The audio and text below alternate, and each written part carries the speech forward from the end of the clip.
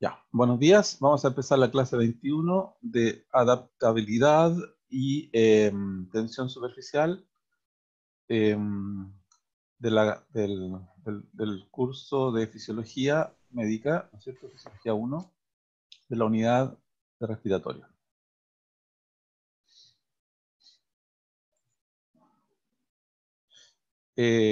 Los contenidos de esta clase van a ser, vamos a referirnos a los músculos respiratorios, cuál sería su función. Vamos a explicar qué son las presiones transmurales en el sistema respiratorio y explicar la adaptabilidad o distensibilidad ya del sistema respiratorio. Los resultados de aprendizaje de esta clase va a ser explicar el rol de los músculos de respiración, ya sea en ciclos respiratorios pasivos o activos, relacionar el concepto de adaptabilidad pulmonar con la distensibilidad del sistema cardiovascular. Vamos a explicar las curvas de histéresis en los sistemas pulmón solo, tórax solo y sistema tórax-pulmón. Y vamos a reconocer la importancia de las presiones transmurales y sus efectos clínicos, ¿ya?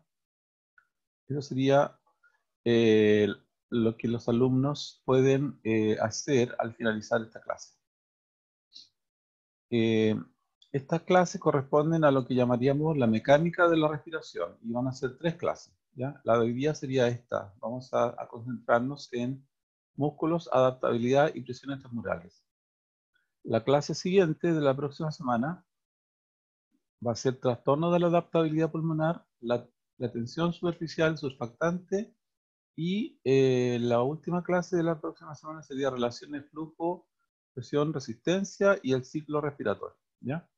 Y con eso estaríamos terminando el capítulo de mecánica de la respiración. Partiendo con el músculo, ya.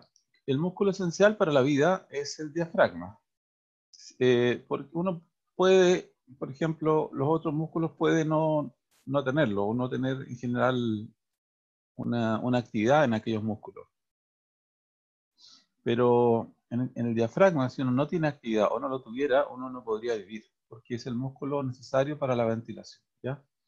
Una vez que uno tiene, por ejemplo, una fractura, un corte, ya una decisión en C1, ya una lesión que corta los nervios y que por lo tanto secciona el nervio frénico, uno muere. Uno muere porque deja de ventilar.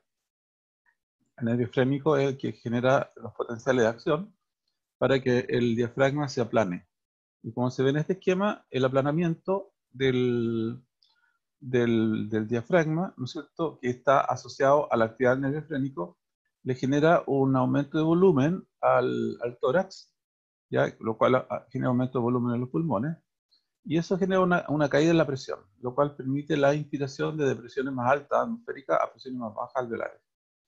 Después, cuando el nervio frénico deja de mandar sus potenciales de acción, el músculo vuelve a tener su postura más elevada, lo cual disminuye el volumen, ¿no es cierto?, del tórax, lo cual disminuye el volumen del pulmón y eso hace aumentar la presión alveolar y el aire fluye ahora de presiones altas de nuevo, saliendo hacia presiones más bajas en el exterior. Esto es lo que se llama la ley de Boyle y Marriott, que indica que volumen y presión es una constante.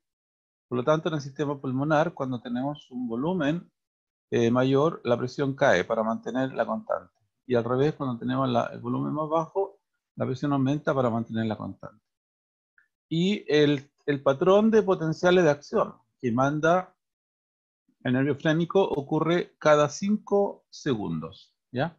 Cada 5 segundos tenemos un tren de potenciales de acción de 2 segundos y después tenemos un periodo quiescente de no actividad de 3 segundos, ¿ya? Entonces, durante los 2 segundos que el nervio frénico está mandando potenciales de acción, el diafragma se aplana y se contrae. Y durante los otros 3 segundos que siguen a un tren de potenciales de acción, el diafragma se relaja y vuelve a disminuir el volumen, aumentando la presión, ¿ya? Eso favorece, por supuesto, la relajación del músculo, los 3 segundos de inactividad, y favorece la expiración por la ley de Boyle-Mariano. ¿Ya? Es bien interesante nombrar esto porque justamente este proceso tan sencillo de fuelle, un proceso tan simple, es lo que permite lo que se llama la respiración de presión negativa. ¿Ya? Entonces lo que yo hago aquí es básicamente generar una presión negativa para que el aire entre, ¿no es cierto?, a favor de su gradiente de concentración y permita la ventilación. Y después simplemente genero relajación del sistema y el aire sale también pasivamente, ¿ya? Entonces es un muy hermoso mecanismo y modelo de ventilación. Nos permite llevar el aire, ¿no es cierto?, a las zonas conductoras.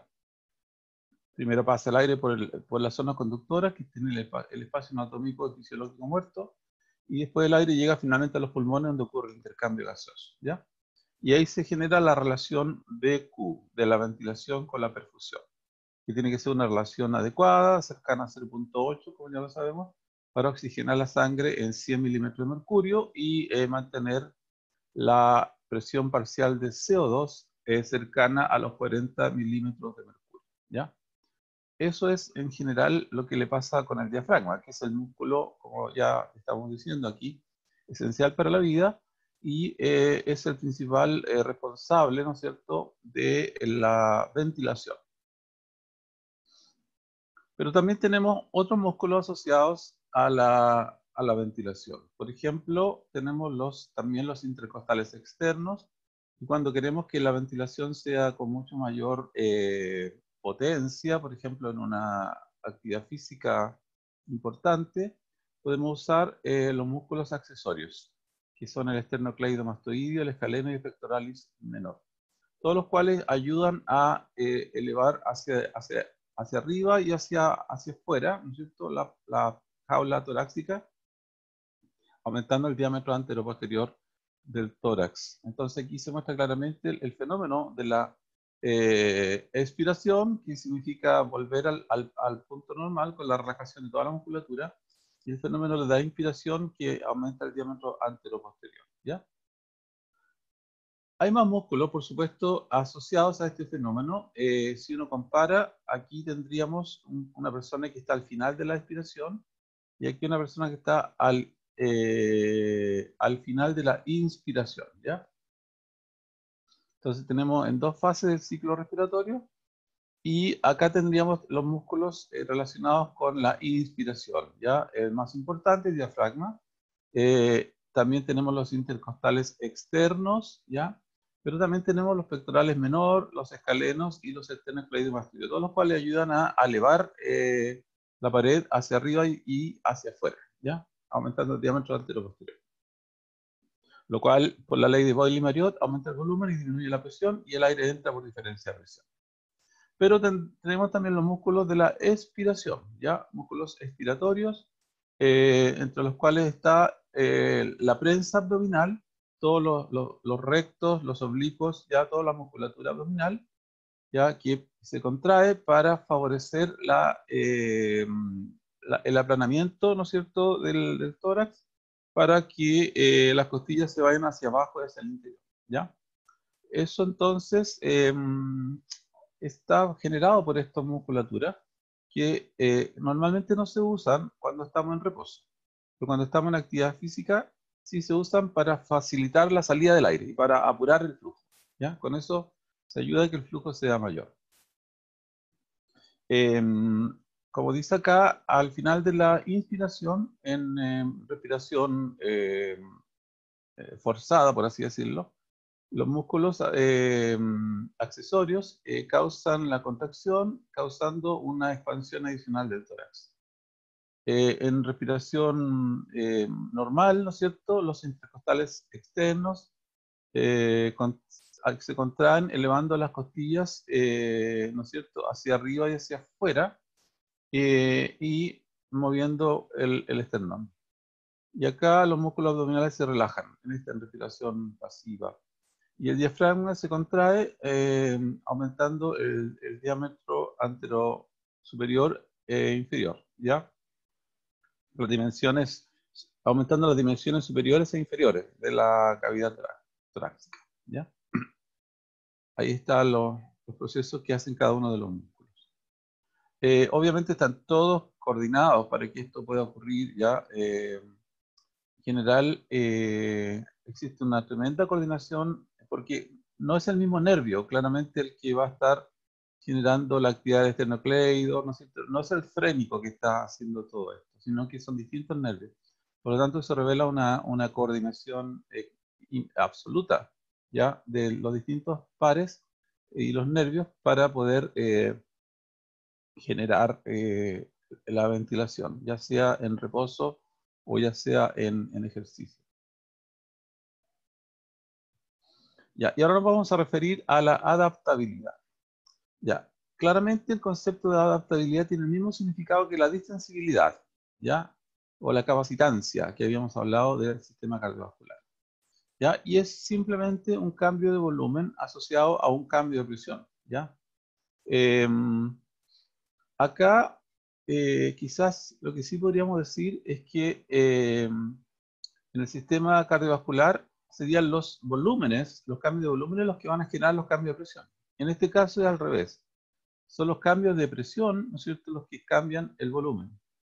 Y entonces la adaptabilidad es una medida de cómo cambia el volumen, ¿ya? Como resultado de un cambio de presión, ¿ya? Y las presiones podrían ser presiones interiores o exteriores, ¿ya? O presiones transmurales, como lo vamos a explicar, que son presiones ejercidas a través de las paredes, ¿ya? Y el mejor ejemplo es el ejemplo que da Constanzo, lo da en palabras, pero aquí yo se lo doy con dibujitos, ¿no es cierto? Es simplemente una banda elástica. Yo coloco una banda elástica sobre mis dedos y muevo, abro los dedos, abro y cierro los dedos. Yo lo puedo hacer porque la banda elástica me ofrece una resistencia baja y permite la deformación, ¿ya? Entonces tendría una alta distensibilidad o una alta adaptabilidad. En cambio, si voy colocando cada vez más elásticos y coloco más, la capacidad de extensión de los dedos se empieza a hacer negativa hasta producirse extensión cero. Entonces, en este caso tendríamos un sistema con baja distensibilidad o baja adaptabilidad, ¿ya? Eso es lo que está pasando en nuestro sistema, ¿ya? El sistema pulmonar también es un sistema que puede generar cambios de volúmenes asociados a cambios de presión. Pero va a depender de la cantidad, entre comillas, de tejido elástico que tenga, ¿ya? Si tiene mucho tejido elástico, en realidad la posibilidad de generar cambios en el diámetro anteroposterior, ¿ya? Y de producir el efecto de fuelle de la ventilación va a ser cada vez más restringida. Entonces la persona que tenga mucho tejido elástico le va a costar hacer este movimiento de fuelle, ¿no es cierto? ¿Qué va a hacer? Va a empezar a hacer movimientos más pequeñitos, ¿ya? Entonces va a tener volúmenes corrientes más bajos y va a tender a tener frecuencias más altas. En cambio, la persona que tenga poco tejido elástico, ¿qué va a hacer? Va a tender a generar grandes expansiones del anteroposterior y va a tener volúmenes corrientes altos, ¿ya?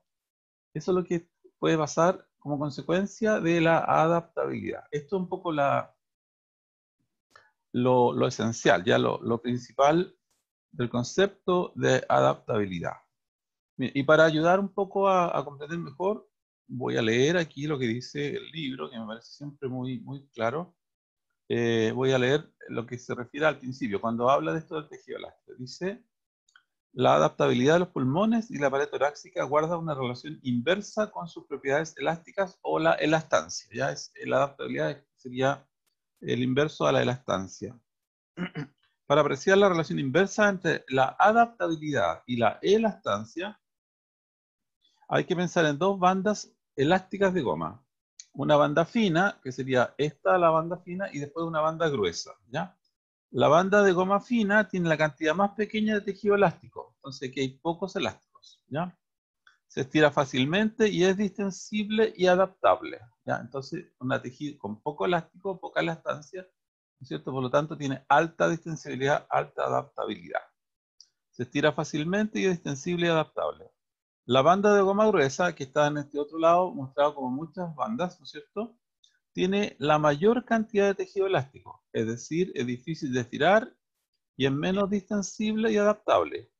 Además, cuando se estira, la banda de goma gruesa con su mayor elastancia vuelve hacia atrás con mayor vigor que la banda de goma fina. Igual sucede con las estructuras pulmonares. Cuanto mayor es la cantidad de tejido elástico, mayor es la tendencia a volver hacia atrás y mayor la fuerza de recuperación elástica, pero menor la adaptabilidad. ¿Ya? Entonces, yo no sé si a ustedes les ha pasado, pero a mí me ha pasado porque uno cuando hace cosas le pasan cosas, ¿no es cierto? Jugando con un tejido, un elástico. De chico uno siempre toma el elástico y juega con él y hace cosas. Y mientras más gruesa la banda elástica, por supuesto, más cuesta eh, deformarla. ¿Y por qué? Porque el tejido se va oponiendo, tiene más elastancia, tiene más fuerza de retracción, ¿ya? Y más fuerte pega el elástico. No sé si les ha pasado a usted, pero cuando el elástico se suelta, a uno le pega con mucha fuerza. En cambio, un elástico más delgadito, que tiene poca oposición al estiramiento, a la adaptabilidad, ¿no es cierto? Tiene poca oposición y por lo tanto no tiene tanta fuerza retráctil. Cuando se rompe no genera tanto dolor ni no es tan complicado, ¿ya? Así que yo creo que esto es el primer concepto que hay que tener claro en el sistema pulmonar en cuanto a su mecánica, ¿ya? Este es un sistema mecánico que es como si fueran elásticos que se van a deformar como consecuencia del ciclo de la ventilación. Se van a deformar y su fuerza de retráctil le va a permitir volver a su posición original. Y la capacidad de deformación va a estar directamente proporcional a la cantidad de tejido elástico, ¿ya? O sea, inversamente proporcional, perdón, la deformación. Si yo tengo poco, me puedo deformar mucho. Si tengo mucho, me puedo deformar poco, ¿ya? Entonces, eso es el concepto que se quiere tener aquí en esta parte inicial. No sé si alguien quiere hacer un comentario o tiene alguna duda respecto de esta primera parte.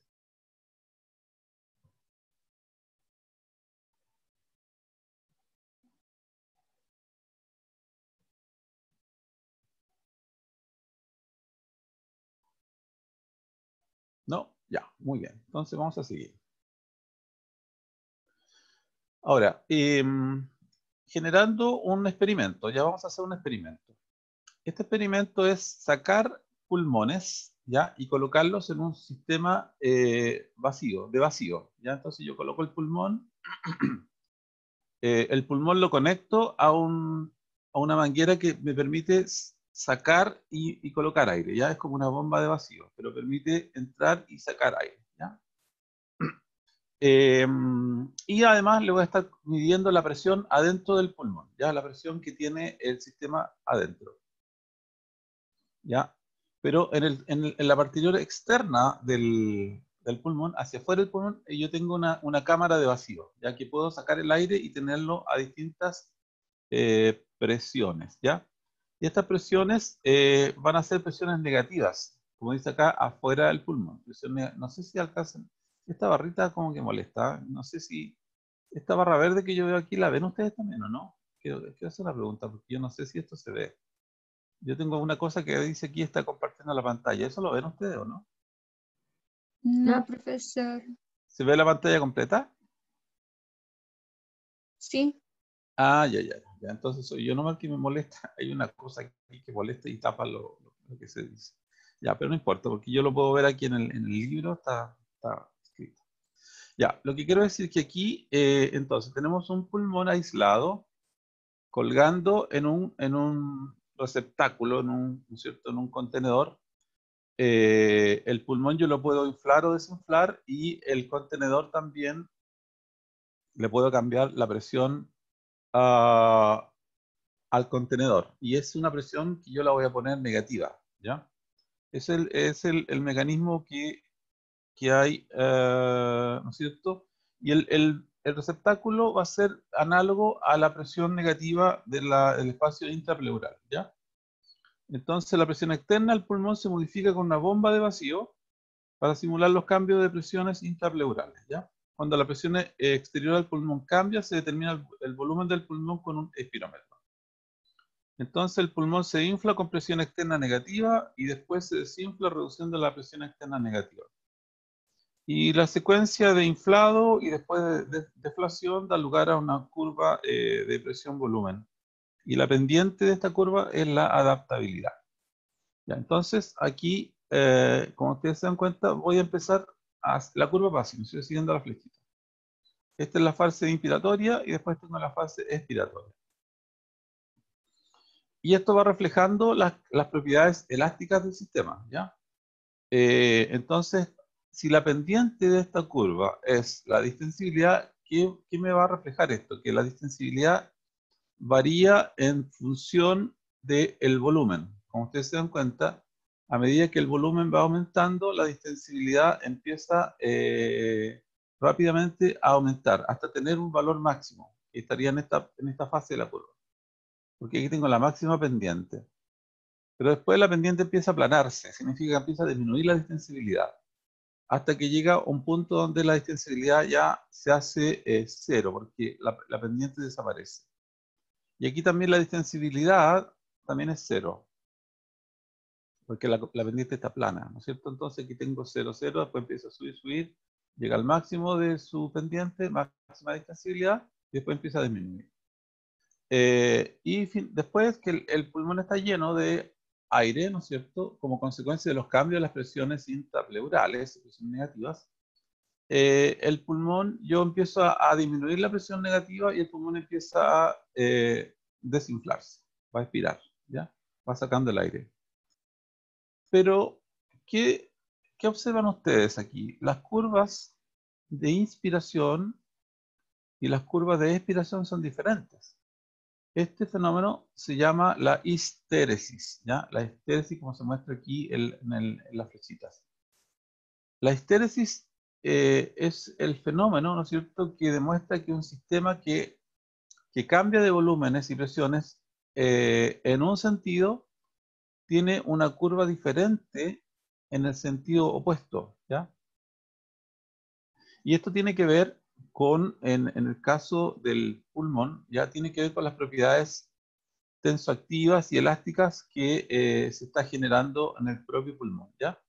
Aun cuando este es un experimento hecho con un pulmón aislado, ¿ya? De todas maneras, vale en este pulmón aislado la siguiente explicación, que lo vamos a reforzar en la clase que sigue el próximo martes, ¿ya? Que tiene que ver con el surfactante, ¿ya? El surfactante, por más que uno, a lo mejor no lo saben, pero el surfactante se va liberando en cada ciclo, ¿ya? De respiración, ¿ya? Y se empieza a liberar a medida que va cambiando el volumen del pulmón, ¿ya? Pensemos nosotros que este volumen es el volumen que aumenta, ¿no es cierto?, el área, por así decirlo, el área superficial del pulmón. Primero está en un área relativamente, ¿no es cierto?, desinflada, más chico, y después el pulmón empieza a agrandar, agrandar, agrandar, y su área también empieza, su área superficial, ¿no es cierto?, empieza a aumentar. Y en ese sentido es bien interesante tener claridad que el área de la superficie del pulmón, a medida que yo voy subiendo así arriba en este punto, y la curva va ascendiendo, va aumentando obviamente el área de la superficie, ¿ya? Porque está aumentando el volumen. Y hay una relación entre el surfactante, ¿ya?, y el área superficial. Aquí yo tengo, por ejemplo, poco surfactante y poca área. Después el área empieza a subir y también empieza a aumentar la liberación de surfactante por los neumocitos tipo 2, ¿ya? Los neumocitos tipo 2 son los que liberan el surfactante. Entonces hay una relación entre surfactante y área superficial. Dependiendo de la relación que hay entre los dos, va a ser la mayor o menor distensibilidad, ¿ya? ¿Por qué? Porque recordemos que hay fuerzas intermoleculares del agua. El agua presenta puentes de hidrógeno, ya eso igual lo voy a repasar la próxima vez. El área presenta puentes de hidrógeno que generan una tensión superficial en el alveolo, ¿ya? Y el alveolo va a tender a colapsar, va a tender a ser un alveolo atelectásico, la atelectasia, ¿ya? Que es el fenómeno normal de una esfera o de un globo, ¿no es cierto?, o de un alveolo a colapsar como consecuencia de las fuerzas intermoleculares de los puentes de hidrógeno, ya que hacen que la estructura va a coalescer y a colapsar, ¿ya? Esa es una propiedad normal asociada a la tensión superficial de los alveolos, ¿ya? Pero pensemos en este caso, los alveolos cada vez están generando la superficie, su superficie está aumentando, y eso ayuda, ¿no es cierto?, a que tenga una fuerza también de coalescencia. Pero a consecuencia de que los neumocitos tipo 2 van liberando su surfactante, ¿ya? Hay una razón entre la superficie del pulmón y la concentración de surfactante que hace que esta curva sea mayor o menor. Al principio, yo tengo una liberación de surfactante que no es suficiente para tener una alta distensibilidad, ¿ya? En cambio, una vez que ya la liberación de surfactante se hace apropiada a la superficie, entonces ya logro romper las fuerzas intermoleculares del agua y eso me permite tener una alta distensibilidad, ¿no es cierto?, en esta fase de la curva respiratoria. Lo mismo para acá, ¿ya? En este caso también. Por lo tanto, la explicación de esta curva tiene que ver con la razón entre las áreas superficiales del pulmón con la concentración relativa de surfactante, ¿ya? Esa sería la explicación. Entonces, esta curva tiene que ver con eso, un juego entre el área de la superficie y la concentración de surfactante. Y aquí sería el área de superficie con concentración sería el óptimo para tener una buena pendiente. En cambio, después, cuando el área superficial se hace mucho mayor, se diluye, entre comillas, surfactante. Y eso hace que la curva se aplane, ¿ya? Muy bien. Ahora estamos en un sistema que está en este punto. El sistema está completamente abierto, tiene la mayor superficie posible, ¿ya? Y también, como ya ha pasado un pequeño tiempo, el surfactante también le ayuda un poquito, ¿ya? Hay más surfactante todavía aquí. Y viene ahora la curva expiratoria. Y la curva expiratoria aparece con una curva plana al principio también, ¿no es cierto? Pero a medida que empieza a disminuir el volumen y empieza a disminuir el área, la relación otra vez empieza a ser óptima, ¿ya? Hasta que finalmente la relación se hace muy buena y tenemos la máxima pendiente de la curva, ¿ya? Y eso llega hasta 0, ¿no es cierto? Donde ya se acaba la expiración. Ya tenemos el volumen mínimo residual, que tendríamos el volumen residual. Recordemos que en este punto, que vamos a partir acá, si esto fuera una expiración forzada máxima, quedaríamos un volumen residual.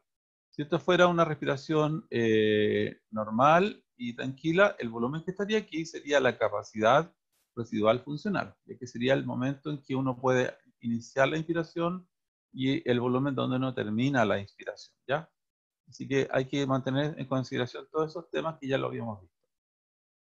Entonces subo de capacidad residual funcional y si esto fuera una respiración normal, ¿qué volumen sería este? Es una buena pregunta que puedo hacerle yo ahora, porque yo sé que ya lo saben. Partí de capacidad residual funcional y llegué a qué volumen. ¿Cómo se llama este volumen que estaría aquí? A ver, ¿quién me puede ayudar? ¿No es el volumen corriente? El volumen corriente. Muy bien, Elizabeth. Muchas gracias. Parto de capacidad residual funcional y llego a volumen corriente, ¿no es cierto? Y entonces en ese proceso se va a generar esta histéresis, ¿ya? La histéresis, que sería el cambio de la relación volumen-presión en la curva inspiratoria versus el cambio de la curva volumen-presión en la parte expiratoria, ¿ya? Ahora, ¿por qué sabemos que este es un proceso tensoactivo? ¿Por qué sabemos que este es un proceso que depende de, ¿no es cierto?, de las uniones intermoleculares del agua? Hay una forma muy simple y elegante de demostrar que el fenómeno de la histéresis es un fenómeno tensoactivo, ya que depende de la tensión superficial y depende de los puentes de hidrógeno. ¿Qué experimento se le ocurre a usted que pueden hacer y que digan aquí se elimina la histéresis? Mirando el esquema pueden sacar algún ejemplo o alguna idea.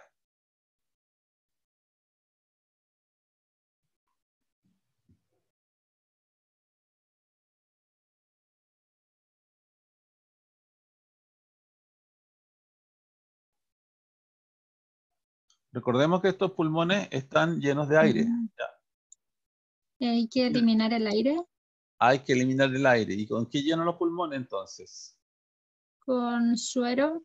Con suero. Es esto que está aquí. Si yo lleno los pulmones con suero, hago desaparecer el efecto tensoactivo de las fuentes de hidrógeno. Y la curva de inspiratoria se hace exactamente igual a la curva expiratoria. ¿Le parece bien? Elizabeth, ¿te gustó eso? Sí. ¿No es cierto? Es una explicación súper simple. Es una explicación muy elegante. Tú puedes demostrar el efecto tensoactivo simplemente llenando de agua todo. Porque aquí el puente de hidrógeno tiene la fuerza la genera en la interfase agua-aire. Ahí se genera la fuerza. ¿Ya? La fuerza que hace que la estructura colapse. Porque el puente de hidrógeno sigue existiendo, o sea, no es que desaparezca, pero lo que desaparece es la capacidad de coalescencia, la capacidad de colapsar. Eso es lo que desaparece, ¿ya? ¿Por qué? Porque ahora los puentes de hidrógeno están por todos lados, ¿ya? Si los puentes de hidrógeno están por todos lados, ya no hay una interfase aire-agua que haga que coalesca la estructura. La estructura ya está en el volumen que tiene que estar, ¿ya? Así que es bien interesante el concepto ese de que yo puedo hacer desaparecer el componente tenso activo, lo hago desaparecer si acaso lleno el pulmón de suero, ¿ya? Y desaparece entonces la capacidad de coalescencia de la estructura por efecto de la fuente de hidrógeno que están en la interfase aire-agua, ¿ya? Es bien interesante el concepto, ¿ya? Así que súper bien, muy bien.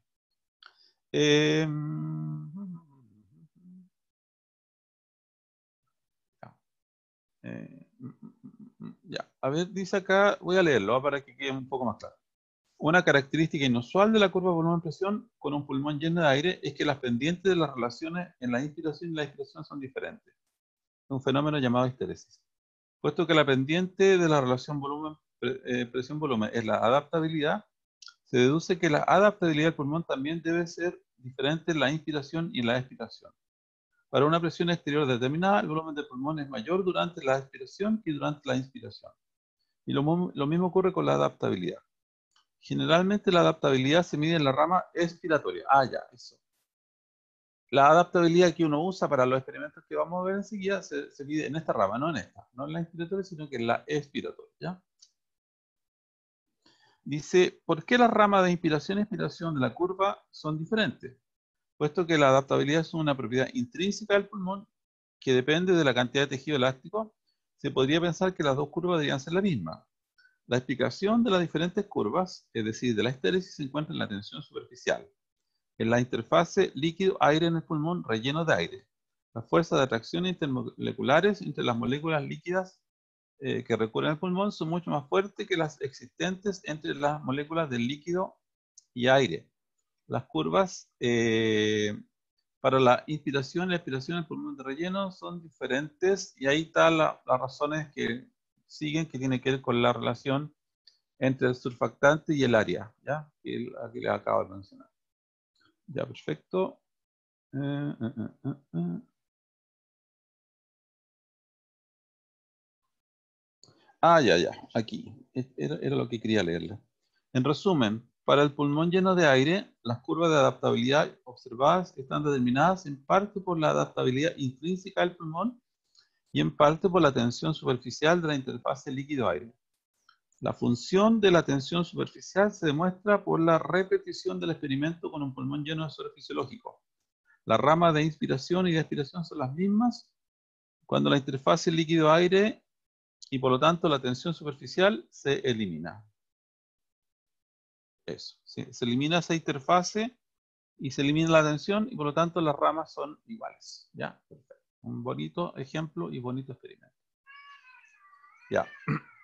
Aquí vamos a mirar estas curvas que también son presiones, ¿no es cierto? Curvas de adaptabilidad de volumen-presión, una aumentada, una disminuida y una normal. ¿Ya? Entonces, lo que quiero ahora preguntarles, en relación a lo que ya sabemos, ¿ya? por ejemplo, les voy a decir que los pacientes con silicosis y neumoconiosis tienen una mayor capacidad de colapso de sus pulmones. Los pacientes con enfermedades pulmonares obstructivas crónicas, como asma o enfisema, tienen una menor capacidad de colapso de sus pulmones. Y esa capacidad de colapso tiene que ver con también la cantidad de tejido elástico, ¿ya? Si yo tengo mayor cantidad de tejido elástico, mayor capacidad de colapso, menor cantidad de tejido elástico, menor capacidad de colapso. Entonces, lo que quiero que hagamos ahora es el siguiente ejercicio. Todos estos que están aquí tienen que estar agrupados en A o en B. Entonces, la pregunta es, se asocie o relacione cualquiera de estos con A o cualquiera de estos con B. Entonces, partamos, a ver. Camila, ¿está aquí presente? Camila, ¿cómo estás? Buenos días. Buenos días, profesor. ¿Cómo está hoy día, Camila? Mejor, profesor, sí. Mucho mejor. Mejor, me alegro. ¿Cómo está su mamá? Hoy día justo tiene control, así que ahí espero. Ya. Pero por lo menos se encuentra mejor, sí. Ya no tiene tanta. ¿Está más deshinchadita ya? Sí. ¿Y los dolores se le pasaron o sigue con dolores? Sí, los dolores de la cara, sí. Obviamente le duele la parte posterior de la cabeza, pero es poco, es leve. Ya, dele saludo y cariño en nuestra parte, ¿ya? Ya, profesor. Ya, ahora tengo una pregunta para ti. De esta lista de enfermedades o situaciones que están acá, ¿cuál de estas tú colocarías en la A? Yo diría, esta tiene la adaptabilidad aumentada porque tiene más capacidad cuando tiene adaptabilidad aumentada, ¿qué va a significar? Que tiene mayor cantidad de capacidad de colapsar, ¿ya? ¿A cuál de estas situaciones tú dirías, esta debería colapsar más? ¿Cuál colocarías tú? Si tiene mayor capacidad de colapso, sería, como dijo usted, la silicosis. Ya, muy bien. Y la neumoconiosis. Coniosis, ya. ¿Y cuál de estas colocarías, además? Mayor tejido elástico. Ya, muy bien. Entonces, en A tú dirías silicosis, neumoconiosis, mayor tejido elástico. Y en B, ¿qué cosas colocarías? El menor tejido elástico. Ya, menor tejido elástico, muy bien. El asma. Asma. Enfisema. Ya. Y el EPOC. Y el EPOC, que sería lo que abarca estos dos, ¿no es cierto? Y algunas otras enfermedades. Muy bien, Camila, excelente su participación. Ya, eso es un poco lo que hay que ir relacionando justamente eso que tú acabas de hacer. ¿Ya? Así que la felicito y muchas gracias por su participación. Ya, sigamos entonces. Este es un ejemplo para que ustedes vieran qué cosas uno puede preguntar, en fin, qué es lo que hay que saber. ¿Ya? Sigamos. Recuerdo que en la clase previa, me parece que Isaac me preguntó, me dijo, profesor, que no entiendo esto de por qué usted dice que el pulmón tiene como una capacidad de contracción, por qué es una fuerza colapsante y por qué el tórax es una fuerza expansiva. Ya, bueno, aquí hay un tremendo ejemplo de cómo se puede demostrar eso, efectivamente. Cuando uno está en el sistema pulmón tórax o pulmón parrilla costal, el sistema está en este equilibrio. Está en el equilibrio de que el pulmón tiene, ¿no es cierto?, una capacidad, una fuerza que va a tender a colapsar y el tórax tiene una fuerza que va a tender a expandirse. Y los dos están comunicados por un espacio virtual, que es el espacio pleural, interpleural, que está a presión negativa, ¿ya? Y aquí yo les voy a hacer la siguiente analogía, ¿ya? Esto es para todos los que alguna vez han lavado la loza. Yo no sé si todos ustedes alguna vez han lavado la loza, pero yo sí he lavado la loza varias veces. Y cuando lavo la loza me pasa el siguiente problema. No sé si a ustedes les pasa. Que yo en general soy de una familia, digamos que no tenemos, voy a decirlo de esta forma, ya para que no suene feo. No tenemos una cocina tan grande, ¿ya? Yo siempre he vivido en casas donde las cocinas son más o menos chicas.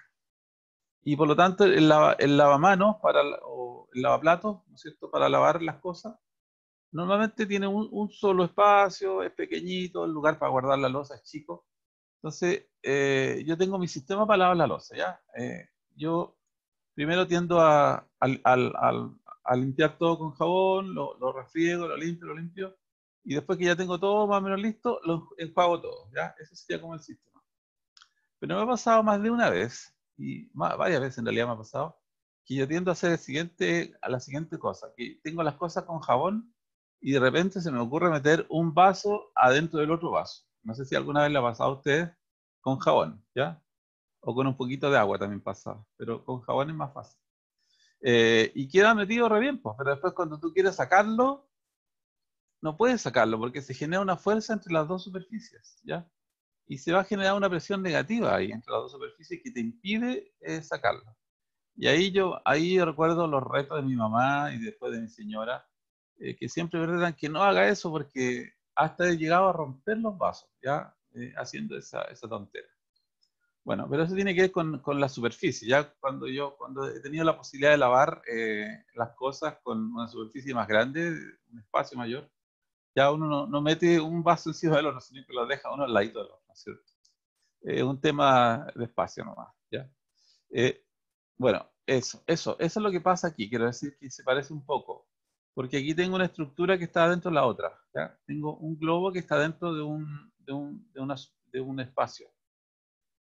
Y este globo es un globo que tiene una presión de colapso, ¿ya? Y el lugar donde está tiene una presión expansiva, tiene una fuerza expansiva.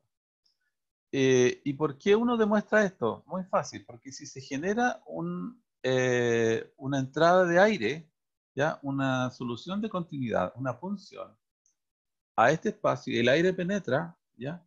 Entonces el pulmón colapsa inmediatamente, ¿ya? Porque este pulmón estaba expandido a efectos de la presión negativa. Entonces es la presión negativa la que le generaba una fuerza expansiva al pulmón. Y esa fuerza en realidad no era, no era de él, sino que esta fuerza expansiva o la presión transmural expansiva ya estaba generada por efecto de que había una presión negativa que hacía colocar entonces la membrana del pulmón pegada a la pared interna de la jaula torácica, ¿ya? Pegada por presión negativa. Y si esa presión negativa desaparece y entra aire atmosférico, entonces se igualan las presiones, ¿ya? Porque siempre el proceso natural, ¿no es cierto?, de difusión hace que las presiones se igualen. Y el pulmón mantiene su presión cero con el exterior, pero ahora en una estructura colapsada. Y en esta estructura colapsada, obviamente, la superficie de intercambio, la capacidad de generar ventilación es muy reducida, ¿ya? Porque ahora tengo mucho menos área superficial. Y la capacidad ahora de aumentar, de generar presión, de generar una presión aquí negativa para que se genere la gradiente de flujo de aire, ya va a ser cero, ¿ya? Aquí en este caso yo no puedo generar presiones negativas, ¿ya? ¿Por qué? Porque la presión negativa que yo puedo generar es por el movimiento del tórax. Si yo muevo el tórax, se va a generar presión negativa acá por efecto Boyle y Mariotte, pero si no tengo no tengo pegada la membrana respiratoria a la pared del tórax, entonces el movimiento del tórax ya no es traducido en un aumento de volumen del pulmón. Y eso, por Boyle y Mariotte, sería una caída de la presión, pero ya no ocurre, porque ya no está pegado, ¿ya? Entonces, el estar pegado con esta presión negativa es un hecho necesario, una condición necesaria para que los cambios de volumen del tórax generen cambios de volúmenes en el pulmón, ¿ya? Y esa es la condición sine qua non, necesaria, absolutamente necesaria para que la ventilación pueda ocurrir, ¿ya? Entonces aquí tengo un ejemplo de la fuerza colapsante, un claro efecto de la fuerza colapsante propia del pulmón, que va a tender a estar en una condición colapsada, ¿ya? Ese es su estado. Y el tórax va a tender a estar en una condición más expandida, ¿ya? Ahí tenemos un ejemplo. A ver, vamos a chequear un poco qué me dice. Esta condición obviamente se llama neumotórax. A ver, vamos a ver. que dice acá, cuando un objeto punzante entra en el espacio intrapleural, se introduce el aire en el interior de este espacio, neumotórax. Y la presión intrapleural se iguala bruscamente con la presión atmosférica. ¿Ves? 6,0 se iguala. De esta forma, en lugar de su valor negativo normal, la presión intrapleural pasa a ser 0. Estas son dos consecuencias importantes de un neumotórax. Primero, si la presión intrapleural negativa que mantiene los pulmones abiertos, los pulmones se colapsan. Segundo, si la presión intrapleural negativa que evita que la pared torácica se expanda, la pared torácica se distiende. Si el lector tiene problemas para imaginarse que una pared torácica quiere expandirse, debe pensar en la pared torácica como un muelle o como un fuelle, que normalmente intenta mantener comprimido entre los dos dedos. Entonces, como está pensando en un resorte, ¿ya? Tú lo aprietas el resorte. Por supuesto, la pared torácica está contenida por la presión intrapleural negativa, en lugar de por la fuerza de los dedos. Si se libera los dedos, se elimina la presión intrapleural negativa y el resorte o el fuelle o la pared torácica se distienden, ¿ya? Entonces aquí tengo estos puntitos, sería la pared torácica que ya no tiene fuerza colapsante, entonces se distendió, y tengo el pulmón que ya no tiene la fuerza expansiva y se colapsó. Entonces los puntos son los lugares donde cada uno de los dos elementos del sistema les gusta estar. Al tórax le gusta estar expandido y al pulmón le gusta estar colapsado, ¿ya? Eso es la condición natural. Entonces, en condiciones fisiológicas, donde hay una presión intrapleural negativa, los dos pelean. Uno pelea por expandirse y otro pelea por colapsarse. Y la pelea se armoniza, entre comillas, sea buena o se logra mantener un equilibrio en el volumen de equilibrio, que se llama capacidad residual funcional. Ahí es donde los dos logran generar un equilibrio, ¿ya? Ya. Y esto se va a ver en este esquema que está acá, ¿ya? Si recién vimos esta curva que está aquí, que es la curva de la adaptabilidad de un pulmón solo, ¿ya? Ahora vamos a ver entonces la curva de adaptabilidad de la pared torácica sola, ¿ya? Que ustedes se dan cuenta que tiene una mucho mayor adaptabilidad, ¿ya? Tiene las pendientes mucho más altas, pero tiene el punto de equilibrio. ¿Recuerdan que habíamos dicho que el punto de equilibrio cuando llegaba a 0 era capacidad residual funcional? Ahí está. Entonces cuando el volumen es 0, estamos en capacidad residual funcional. Pero fíjense lo interesante de esto, que el punto de equilibrio de la pared torácica es con una presión mucho menor, ¿ya? Que la presión que requiere el pulmón para llegar a capacidad residual funcional. ¿Qué significa esto? Que yo no tengo que hacer nada de fuerza para que el pulmón, ¿no es cierto?, su pared torácica llegue a esta capacidad residual funcional. De hecho, yo tengo que generar menos fuerza todavía, ¿ya? Ni siquiera tengo que generar fuerza. Eso implica que la pared torácica está tendiendo a expandirse, ¿ya? Y que el hecho que yo tenga que generar una fuerza, ¿ya? Para estar en capacidad residual funcional, ¿qué implica? Va a implicar que el pulmón va a tender, su normal estado es a colapsar. ¿Y por qué lo sé? Porque cuando yo no genero, miren lo interesante esto, si yo no genero ninguna fuerza, ¿ya? Presión 0, ¿a dónde se me va el volumen del pulmón? El volumen del pulmón se me va a mucho más abajo de la capacidad residual funcional. Y este volumen que se me va aquí sería el volumen residual. ¿Ya? Este punto de intersección sería exactamente igual al volumen residual, lo que queda después de que el pulmón ha botado todo el aire, ¿ya? Entonces, este volumen que está aquí, volumen residual, que está a presión 0. Y la pared torácica, ¿a qué volumen va a quedar? Va a quedar un volumen superior a la capacidad residual funcional. ¿Por qué? Porque su normal estado es un estado de expansión, ¿ya? Ahora, claramente, esto como están en equilibrio, porque hay una presión intrapleural que los mantiene a los dos en equilibrio, se genera una curva diferente, ¿ya? Una adaptabilidad menor a la adaptabilidad de cada uno de ellos, porque los dos quedan en equilibrio, y esa sería la curva ahora de la pared pulmón y pared torácica, ¿ya?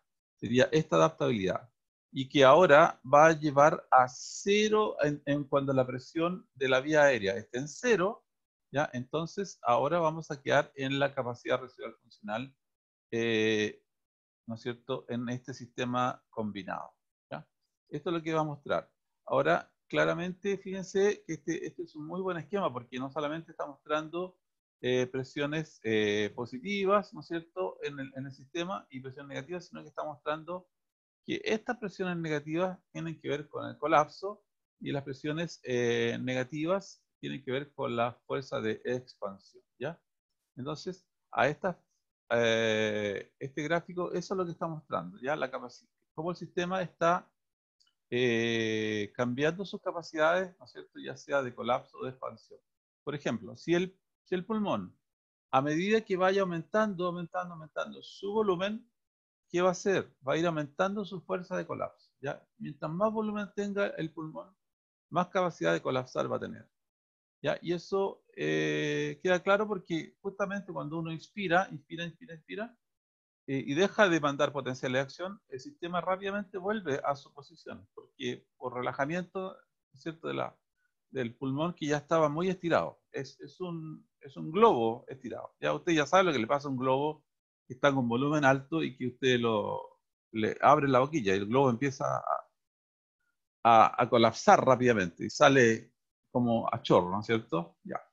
Esa es la misma situación. Aquí yo estoy aumentando la presión y aumentando el volumen. Y hago esto. Aumento presión, aumento volumen, ¿cierto? Y eso significa que la fuerza de colapso del pulmón va a ir aumentando fuertemente. Y en el tórax pasa lo mismo, ¿ya? Si yo voy aumentando la fuerza torácica, ¿no es cierto? La fuerza torácica también va a requerir en realidad un pequeño aumento de presión nomás para generar un tremendo cambio de volumen. Y el tórax ya va a estar en este punto que es el más interesante, ¿no es cierto? Yo tengo que incluso apretarlo. Acuérdense que esto es una presión negativa. Entonces, aquí en la presión negativa yo tengo que apretar el tórax y si yo voy soltando de poquitito, suelto, el tórax inmediatamente empieza a aumentar de volumen, aumentar de volumen, incluso a presiones negativas, ¿ya? Lo cual obviamente no va a ocurrir en el pulmón. En el pulmón yo no tengo ninguna posibilidad, porque aquí se acaba, ¿no es cierto? Y aquí llega volumen residual, de pasar la curva hacia acá abajo, a presiones negativas, y que me responda a presiones negativas. El pulmón solo me responde a presiones positivas. Y el tórax sí me responde a presiones negativas. ¿Por qué? Porque el tórax está en condición expandida. Y yo para hacer que el volumen caiga, ¿no es cierto? Hacer que el volumen vaya cayendo, yo necesito comprimirlo y generar incluso presiones negativas, ¿ya? Vamos a seguir mirando un poquito más esta curva, ¿ya? Si ahora esto lo miramos, voy a girar aquí para verlo bien yo también. Ya. Esto es lo que acabamos de ver, ¿no es cierto? Cómo las fuerzas de colapso van aumentando y aquí están las fuerzas de expansión. Aquí tenemos la pared sola, ¿no es cierto? Y esta es la curva normal torácica. Aquí estaría la curva normal del pulmón, ¿ya? Y claramente se ve el siguiente fenómeno. Una alta adaptabilidad, ¿no es cierto?, en paciente enfisematoso, comparado con la adaptabilidad de una persona normal, y una menor adaptabilidad en paciente fibrótico, porque este paciente tiene alta elastancia, ¿no es cierto? Entonces tiene una baja adaptabilidad. Y este tiene una alta adaptabilidad, ¿no es cierto? Y tiene entonces una baja elastancia. Este tendría una alta elastancia. Entonces ellos van a responder de esta manera a los cambios de presiones. Pero recordemos que el sistema funciona combinado. Entonces en la combinación vamos a tener estas curvas que están acá. Y sobre estas curvas lo que más me interesa a mí que ustedes vean es el punto de intersección con el eje de presión cero, ¿ya? De la vía aérea. ¿Por qué me interesa el punto cero? Porque este punto, recordemos que es el punto que se llama la capacidad residual funcional, ¿ya? Aquí, recordemos que este es volumen. ¿Ya? Entonces, a este volumen, donde a presión cero, ¿ya? El sistema tiene un volumen, ¿ya? Cuando estamos en cero presión, El sistema está en un volumen. Ese volumen se llama capacidad residual funcional, que es el punto de equilibrio, ¿ya? Entonces, ¿qué conclusión sacamos de esto? La conclusión que yo saco de esto es que los pacientes fibróticos tienen punto de equilibrio a volúmenes bajos, comparado con un normal, y que los pacientes enfisematosos tienen puntos de equilibrio más altos que el punto de equilibrio normal, por lo tanto tienen volúmenes mayores. ¿Qué se traduce esto? De todas maneras, esto lo voy a reforzar en la próxima clase. Se traduce en que los pacientes con enfermedades obstructivas, como enfisema, respiran a volúmenes altos. Y que los pacientes fibróticos pueden respirar a volúmenes más bajos. Eso incluso puede tener efectos sobre la propiedad del tórax, y que en este caso tiene un tórax de barril y en este otro caso tiene un tórax más aplanado, ¿ya? Esas serían las consecuencias morfológicas de este fenómeno. Y seguimos ahora con las presiones transmurales, ¿ya? Entonces, ¿qué son las presiones transmurales? Son simplemente la diferencia de presiones que hay en el sistema dependiendo de qué lugares vamos a tomar. Si tomamos, por ejemplo, la diferencia entre la presión alveolar y la presión extrapleural, eso se llama presión transpulmonar, ¿ya? Sería todas estas, ojo, que todas estas son presiones transmurales, porque son presiones a través de una pared, ¿ya? Entonces, la presión transpulmonar es una presión transmural que va entre la presión que hay adentro del alveolo y la presión intrapleural, ¿ya? Entonces, esta es una presión bien importante porque es una presión que normalmente debería ser negativa. ¿Por qué? Porque la presión extrapleural está siempre negativa, ¿ya?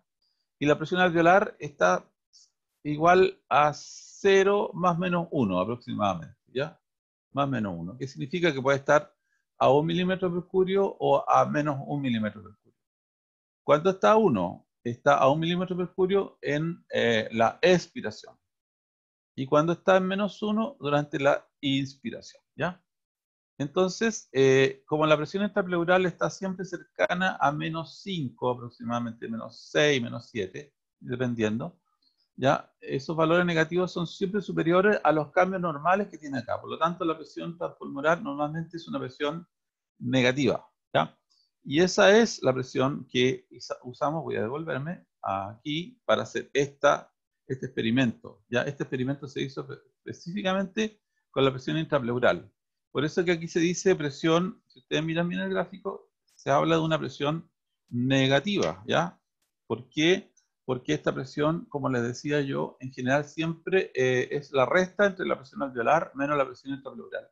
Y la presión intrapleural siempre es mayor en condiciones de reposo a la presión alveolar, ¿ya? En ejercicio diferente. ¿Ya? Entonces volvemos acá. Entonces esa sería la presión transpulmonar. ¿Qué sería la presión torácica? Vamos a ir primero a la transtorácica. Sería la diferencia entre la presión intrapleural menos la presión atmosférica, ¿ya? Sería entonces esta diferencia. Ya. Esta no es muy usada en todo caso, ¿eh? No es una presión transmural que sea tan relevante. La que sí se usa mucho sería la presión transrespiratoria, que esta es una presión muy cercana a 0, a más o menos 1. ¿Por qué? Porque al inicio de la inspiración yo tengo una presión igual a menos 1 acá, cuando voy a iniciar la inspiración. Pero es menos 1 comparado con ¿qué? Con la presión atmosférica. Entonces yo tengo menos 1 menos 0 y me da menos 1. Entonces la presión transrespiratoria al inicio de la inspiración es menos 1, ¿ya? ¿Y cuál sería la presión respiratoria al inicio de la expiración? ¿Ya? Recordemos que al inicio de la expiración voy a tener más 1. Y aquí va a tener 0, ¿ya? Porque se mantiene 0. Entonces, la presión transrespiratoria en ese caso va a ser igual a más 1.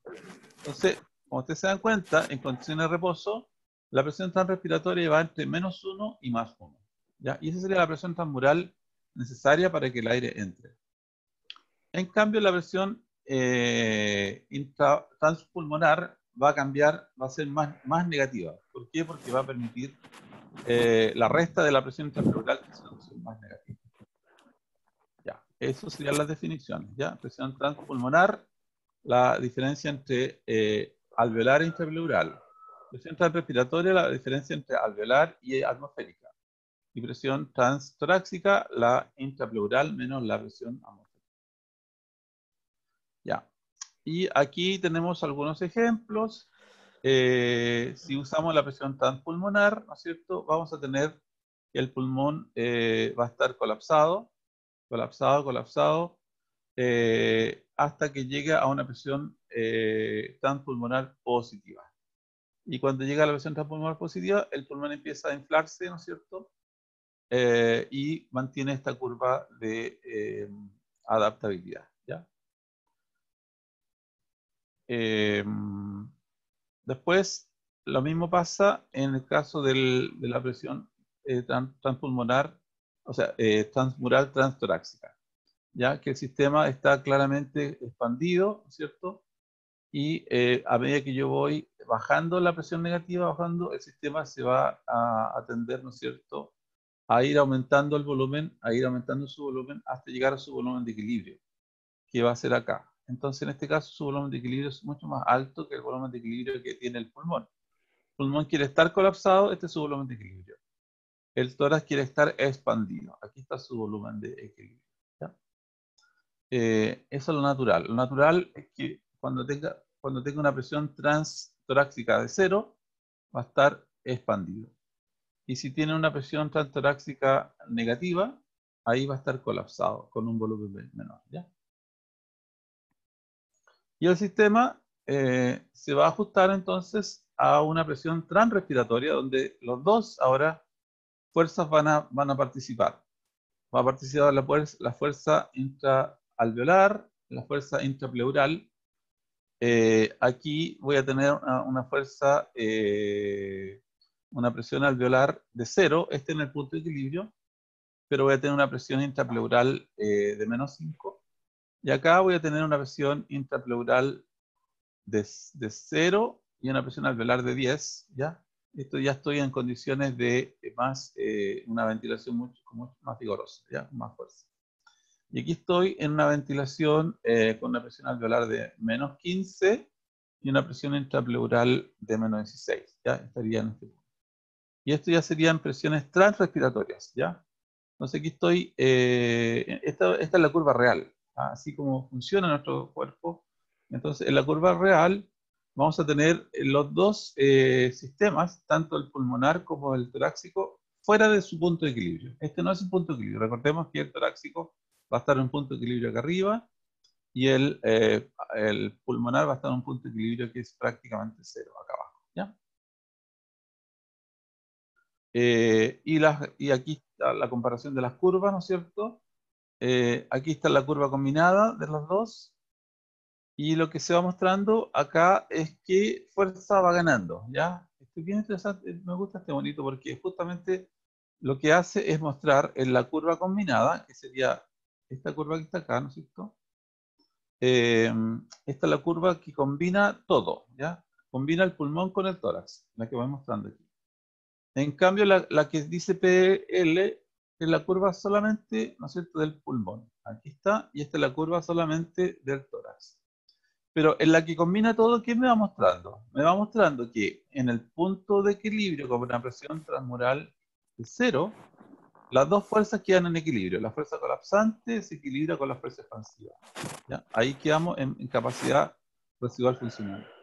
Cuando el sistema está con más volumen, ¿qué pasa? Que la fuerza colapsante ahora va a ganar y tiene más fuerza el pulmón porque está muy inflado. Entonces va a tender a ayudar al colapso.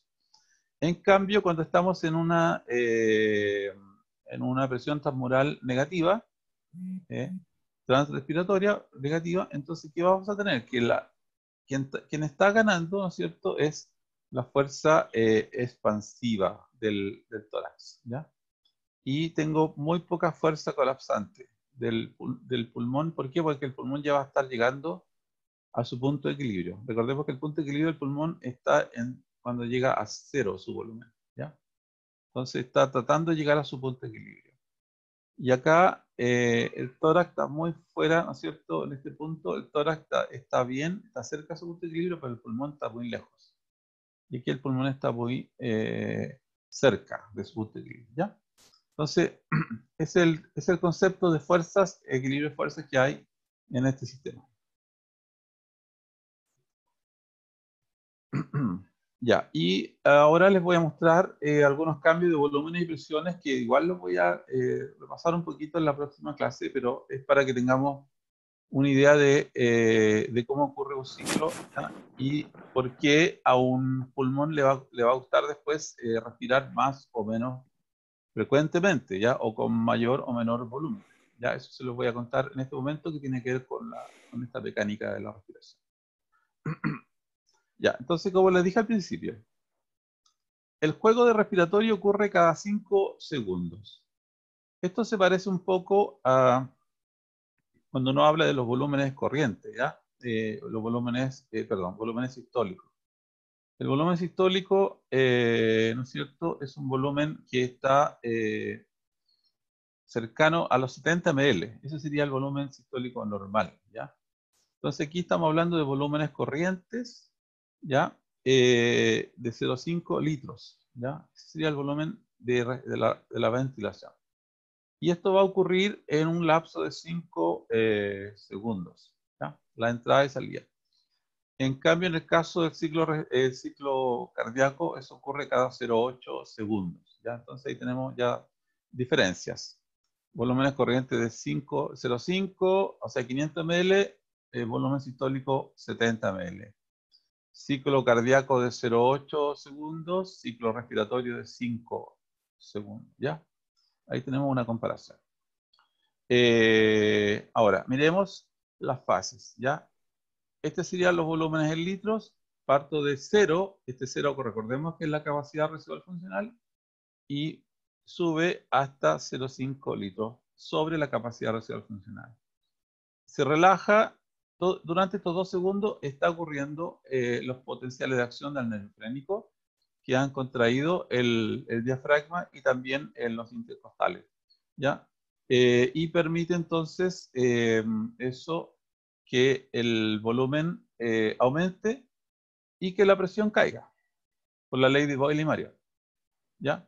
Y también hace otra cosa, hace que la presión intrapleural se hace más negativa también. ¿Por qué se hace más negativa? Porque al aumentar el volumen de la pared, ¿qué hace eso? Eso tiende a generarle una tracción sobre el pulmón. Y el pulmón, su fuerza es colapsando. Entonces el pulmón va a oponerse un poco al aumento del diámetro anteroposterior. ¿Y cómo se va a observar eso? Se va a observar en una caída de la presión intrapleural, ¿ya? Entonces, es bien interesante cómo va ocurriendo todo este fenómeno, ¿ya? Pero ojo que este gráfico habría sido mejor, ¿no es cierto?, si hubiéramos colocado causalmente los cambios. Porque lo primero que pasa es que cambia ¿no es cierto?, el volumen de la pared, ¿ya? Y ese volumen de la pared, ¿no es cierto?, hace caer la presión intrapleural. Y esa caída, ¿no es cierto?, en la presión intrapleural hace caer el volumen, la caída de la presión intrapleural hace aumentar el volumen del pulmón. Y ese aumento del volumen del pulmón hace caer la presión alveolar. Entonces, la secuencia de eventos tiene que ser como sigue. A ver, repasémoslo. Se contrae la musculatura. Esa contracción de la musculatura hace aumentar el diámetro anteroposterior del tórax. Ese aumento del diámetro anteroposterior del tórax, ¿qué hace? Hace caer la presión intrapleural. Ya. La caída de la presión intrapleural hace aumentar el volumen primero, ¿no es cierto? ¿Por qué? Porque la tiene expandido, entonces el pulmón se expande y su volumen aumenta.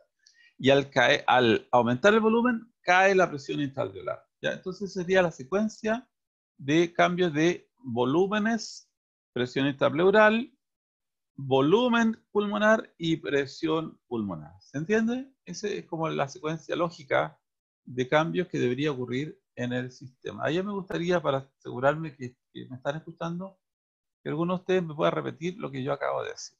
O lo razonemos. No sé, a ver, ¿a quién le gustaría tratar de repetir cuál sería la secuencia lógica de cambios que tienen que ocurrir para que, para que finalmente la presión intraalveolar caiga, ¿ya? Como consecuencia de un aumento del diámetro anteroposterior del tórax. ¿Quién lo podría repetir, por favor, con sus palabras?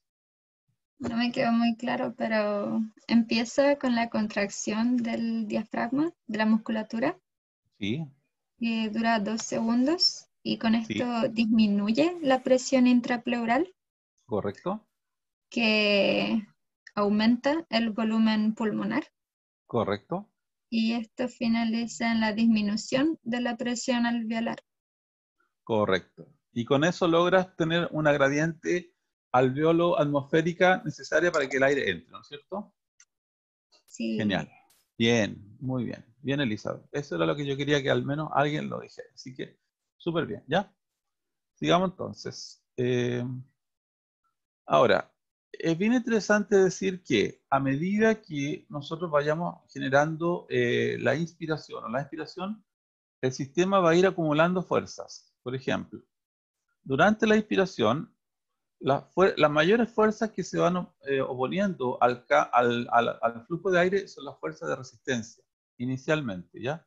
Entonces, a una persona que tenga, por ejemplo, dificultades porque tiene broncoconstricción o tiene, ¿no es cierto?, un ataque de asma, obviamente que le va a costar la inspiración, ¿ya? Le cuesta, porque tiene resistencia en la vía aérea, tiene que vencer esa resistencia en la vía aérea. Y también hay resistencia a la salida. Se dan cuenta que son bien importantes la resistencia a la salida, ¿ya? Y eso se llama el colapso dinámico de las vías aéreas, que lo vamos a ver en la próxima clase. Y tiene que ver con la gradiente de presiones transmurales en las vías aéreas, ¿ya? Que genera finalmente un colapso. Entonces el primer evento es que para que ocurra el flujo aéreo, tengo que vencer la fuerza de resistencia, ¿ya? Y que son normales. Hay fuerza de resistencia durante la inspiración y fuerza de resistencia durante la expiración. En procesos patológicos, estas fuerzas pueden ser aumentadas fuertemente, ¿ya? Segundo elemento que ocurre también normalmente es que a medida que vamos aumentando el volumen, se está generando una fuerza de elastancia también, ¿ya? Es la fuerza que a mayor volumen es como que hubiese, entre comillas, más elástico. Entonces, ¿qué hace eso? Que tiene una mayor capacidad retráctil.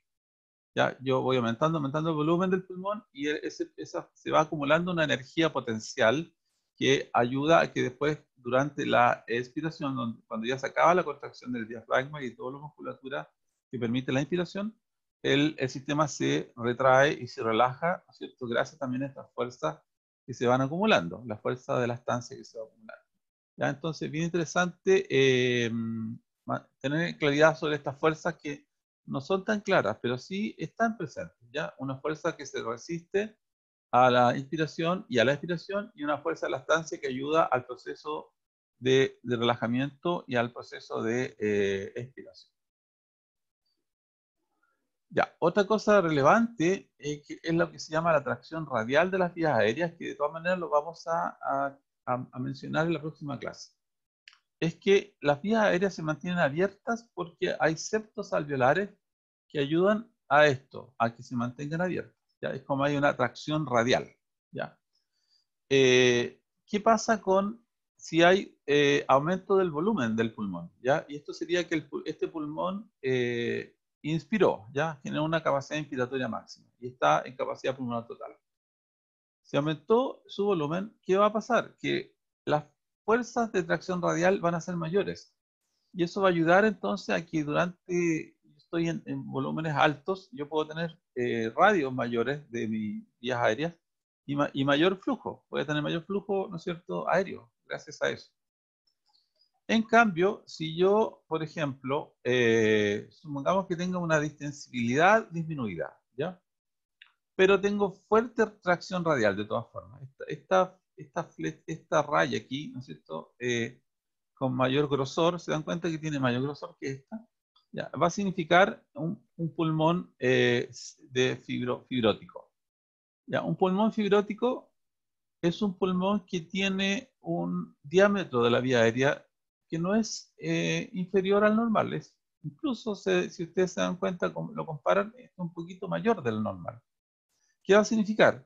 Que para el paciente fibrótico el problema no es el flujo de aire, el problema es la distensibilidad de su sistema tórax-pulmón, que va a estar fuertemente disminuido porque tiene mucho tejido elástico. Tiene entonces una distensibilidad disminuida, ¿ya? Tiene una adaptabilidad disminuida, el concepto pulmonar. Este sería un fibrótico. Aquí tendremos uno enfisematoso, ¿ya? ¿Qué pasa con el enfisematoso? En este caso va a tener una disminución, una destrucción de los septos alveolares, ¿ya? Por ruptura inflamatoria. Y se dan cuenta que ahora hay menos tracción radial que en este caso. ¿Y qué consecuencia va a tener eso sobre la vía aérea? Que va a estar no tan abierta, no va a estar tan traccionada. Y en ese caso, si no está tan abierta ni tan traccionada, entonces los flujos aéreos aquí van a ser menores, ¿ya? Entonces yo tengo pulmones con capacidades pulmonares altas, pero flujos aéreos bajos, ¿ya? Ese sería como el concepto que estaría detrás de esto, ¿ya? Y poca tracción radial. Y para ir terminando, vamos a mencionar nomás el trabajo respiratorio, ¿ya? Entonces aquí tengo la curva de histéresis, ¿ya? El brazo inspiratorio y el brazo expiratorio, ¿ya? Y tengo acá el trabajo que yo voy a hacer para generar este cambio de volúmenes, ¿ya? Y acá tengo la presión intrapleural, ¿ya? Como va cambiando, a medida que la presión intrapleural se hace más negativa, yo puedo inspirar y después la presión intrapleural se va acercando a lo positivo, yo logro expirar, ¿ya? Y este gráfico que está aquí me va demostrando, ¿no es cierto?, la fuerza que se va acumulando en el sistema y el trabajo que yo voy haciendo. Esto es lo normal, ¿ya? ¿Qué pasa con un paciente restrictivo, ¿ya? En el paciente, obstructivo, voy a lograr generar menores, ¿no es cierto?, presiones intrapleurales, pero voy a tener que generar un trabajo activo, ¿ya? Generar un trabajo expiratorio activo. ¿Por qué? Porque en pacientes obstructivos ocurre el colapso dinámico de las vías aéreas, ¿ya? Y eso ayuda a que el aire se quede retenido en los pulmones, ¿ya? Son pulmones hiperresonantes que tienen mucho aire. Y eso es porque no lo puedo sacar, ¿ya? No puedo sacar bien el aire porque se me colapsa la vía aérea, ¿ya? Entonces aquí estoy viendo un ejemplo de mayor trabajo con expiración activa. Esto es activo en reposo, imagínense. Ni siquiera estoy haciendo actividad física, estoy en reposo, pero estoy gastando energía para tratar de sacar el aire. Y después tengo el paciente restrictivo, donde voy a tener también un trabajo respiratorio grande, un poco más grande que el normal, pero voy a lograr generar solo pocas presiones intrapleurales, ¿ya? También menor presión intrapleural debido a la fuerza elástica que se me está poniendo a mi trabajo. Y para ir completando, entonces, lo que yo quería mostrar era finalmente esto, ¿ya? Recordemos que en el sistema, voy a hacerle el paralelo con cardiovascular. Cuando en el sistema cardiovascular, supongamos que tenemos un corazón con insuficiencia cardíaca congestiva, ¿ya? Tiene un inotropismo negativo, ya tiene menos fuerza de contracción y por lo tanto va a expulsar un volumen sistólico disminuido. Ya, esa es la situación. Ya, si yo tengo un corazón con volumen sistólico disminuido por insuficiencia cardíaca, ¿ya? ¿Cómo compensa ese corazón? ¿Cómo compensa para tener un gasto cardíaco normal? ¿Qué hace? Aumenta la frecuencia cardíaca. Entonces yo tengo volumen sistólico un poco más bajo y tengo frecuencia cardíaca un poco más alta. Además de eso, de aumentar la frecuencia cardíaca, aumenta la resistencia, porque sabemos que presión es gasto cardíaco por resistencia. Entonces yo tengo una posibilidad de tener gasto cardíaco ya normal, un poquito más bajo, pero también puedo aumentar la resistencia. Y ahora el producto de las dos me va a dar una presión normal, ¿ya? Entonces aquí, ¿qué es lo que yo quiero tener? Quiero tener un volumen corriente normal, pero voy a tener dos situaciones. Situaciones donde la resistencia podría estar alta o donde el trabajo de la estancia puede estar alto, ¿ya? Si pasa eso, ¿ya? Yo voy a tener que trabajar donde el trabajo de resistencia y el trabajo de la estancia sea menor, ¿ya?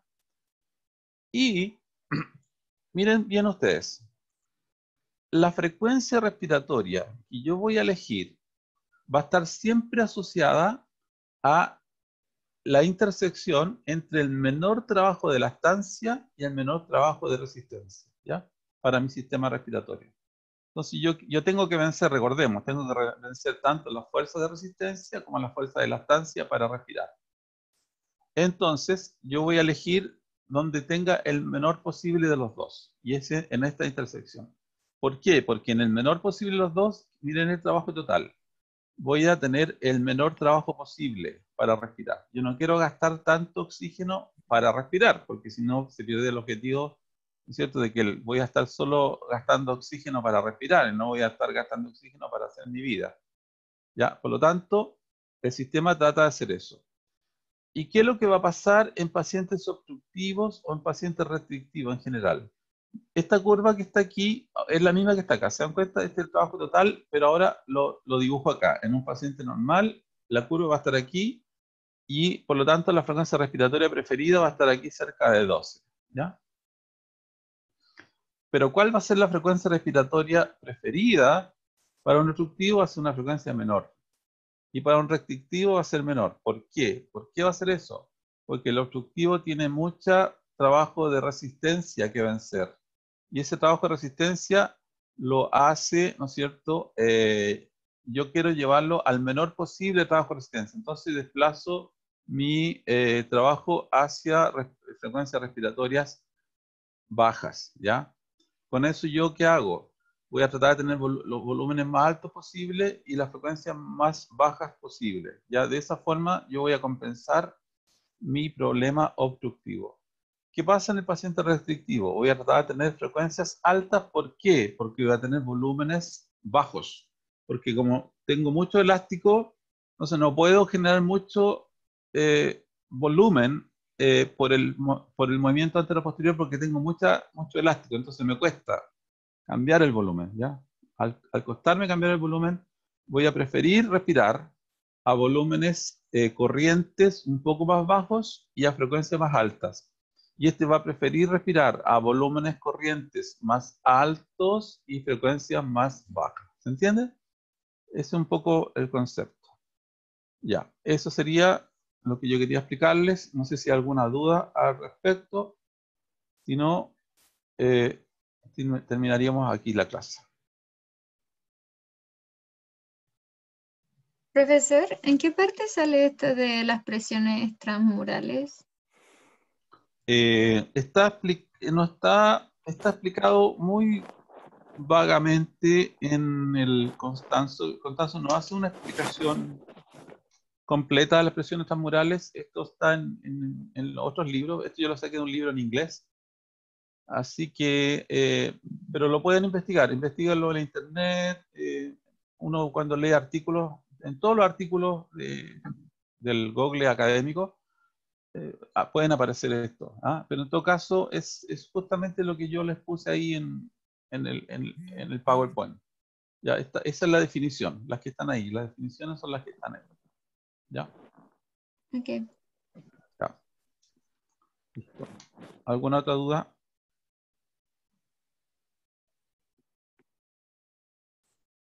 Ya.